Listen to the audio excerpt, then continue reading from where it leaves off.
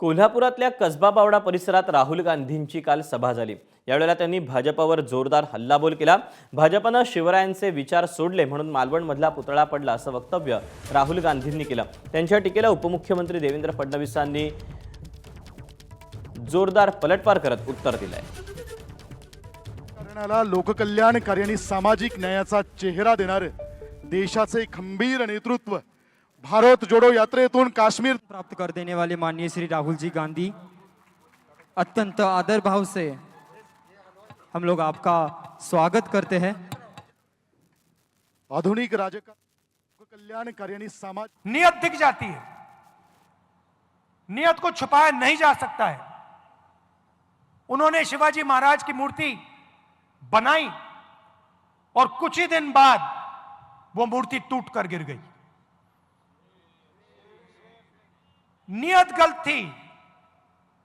मूर्ति ने उनको मैसेज दिया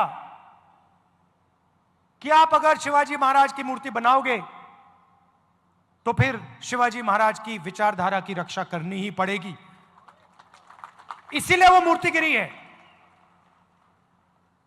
क्योंकि उनकी विचारधारा गलत है। वो सामने जाकर हाथ जोड़ते हैं और फिर 24 घंटा शिवाजी महाराज की सोच के खिलाफ काम करते हैं। आज राहुल गांधी कोल्हापूरला आले होते, त्यांना देखील छत्रपती शिवरायांची आठवण आली।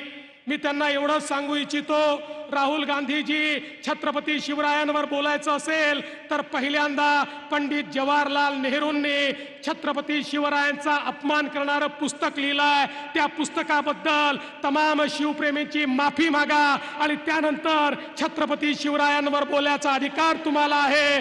अरे मोदीजींनी तर आपल्या कारकिर्दीची सुरुवात ही छत्रपती शिवरायांचं नमन करून केलेली आहे आणि सूरत मध्ये देखील छत्रपती शिवरायांचा पुतळा लावणारे नरेंद्र मोदीजी आहेत। एबीपी माझा, उघडा डोळे बघा नीट।